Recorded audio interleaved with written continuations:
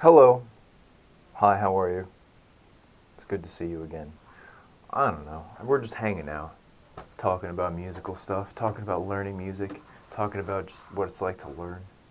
Well, I know there's two different types of archetypal teachers that I'd like to ask you about. Maybe, I mean, they're both from movies, which is why they're archetypal teachers. They're not like real teachers that exist in the real world. Although maybe there are people that try and model themselves after these archetypes. The two archetypes I want to ask you about are Yoda and Mr. Miyagi. Two teachers. I'm sitting in the bleachers. I don't know, I'm just trying to rhyme. Which would you choose? Let me know down in the comments below.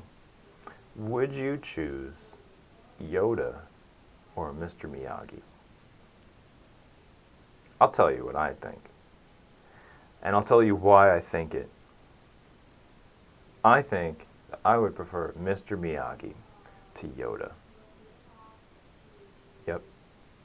I hope, maybe that's surprising, maybe it's not. Maybe it's just a silly hypothetical situation, but either way, I'll tell you why. In terms of how Mr. Miyagi taught, it reminds me of a story. It reminds me of a story of this guy in this village who wanted to learn kung fu. So he goes to the temple where they practice kung fu, and he says, "Will you accept me as a student?" And they said, "Yes, but here's what you do. You take this huge vessel and you fill it up with water. And then what you do is you take the water and you have to empty it out by slapping the top of the water to splash it out. So you keep on splashing the water out.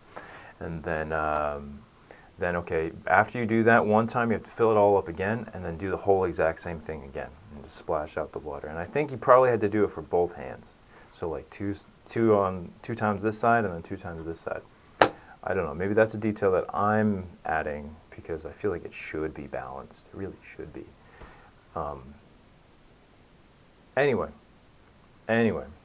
so long story short, this dude is just like doing the same thing over and over again. It's like, okay, I've done that. What do I do? They're like, okay, go back and do the same thing. And they're like, okay, he'll go back, and then he's just like feeling, when am I going to learn? When am I going to learn the kung fu? When am I going to learn the kung fu? Oh man, when am I going to learn the kung fu? And then finally, he feels like he's a failure. He's like, I've never learned kung fu because I was just slapping water the entire time, slapping water the entire time. Boy. So then he leaves in disgrace, but everyone in his village thinks that he come back and he's like this ascendant, not ascendant master, but like, you know, a verifiable like kung fu master who just spent all his time practicing kung fu at the kung fu temple. And yeah, then they're like, show us some cool moves, and he's like feeling all this shame because inside he thinks that he's a failure who like didn't learn anything. Thinks that he didn't learn anything. I love this story. It's such a funny story. And then he says, enough! And he slams his hands down on this huge stone table. And everyone's just like terrified of him because he looks down and he sees that the table is snapped. Like cracked. There's a huge crack from when he just snapped this huge... He slapped his hand and snapped on this crack of this huge stone table.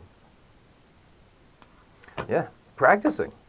Practicing. Now, if you look at Mr. Miyagi, and if you're familiar with the Karate Kid saga and series and all that, the character of Mr. Miyagi teaches Daniel Russo how to basically just to practice the basics without even thinking about it. It's like, go paint a fence.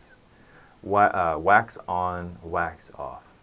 And then he finds out, it's like, oh, I have been learning all along. I love that.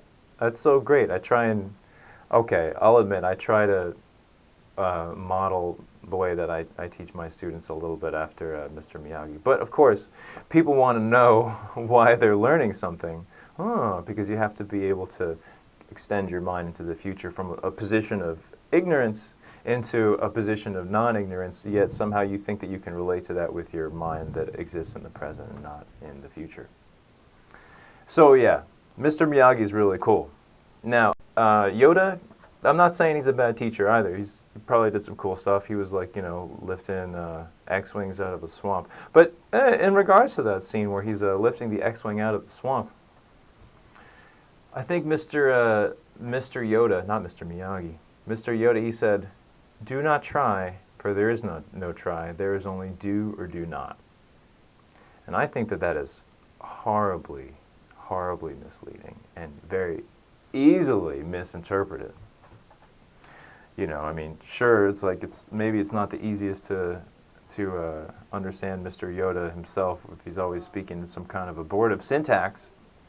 But no, I'd say one thing is that, you know, don't try because there is no try. That seems like a recipe for quitting before you even start. Oh my goodness, I might have to get out of this room. Quitting before you even start, or not even trying, because let's be honest, like when it comes to learning something, you need to try to not try. So like while there is truth in what Mr. Yoda was saying is like try not, for there is no try, either do or do not. Maybe I'm getting it mixed up, I'm paraphrasing. You know what I'm saying? Do you know what I'm saying? You have to try in the first place. You have to try something new. You have to put yourself in a position where you're like, I'm going to make a mistake. And then after I make that mistake, if it was not the thing, I'm going to try it again. I'm going to give it another shot. Those are tries. But if you're like, oh, it was or it wasn't, then like, oh, it didn't happen. And I guess I'm just going to quit after the first time that I do something. But is practicing something, doing something only one time? I think that you know that that's completely not the answer. It's completely silly, yeah. You got to try to be able to not try. Once you've tried enough, then you're like, you know what? I think I can see how to do this without trying. So that's why I would prefer Mr. Miyagi as a teacher to Yoda. Sorry, Yoda. Go Miyagi. All right, if you disagree with me, I don't know, write something in the comments. But keep it civil, my friend, please. Please. All right. Thanks, and also hit like and subscribe on the way. I'll see you next time. Bye.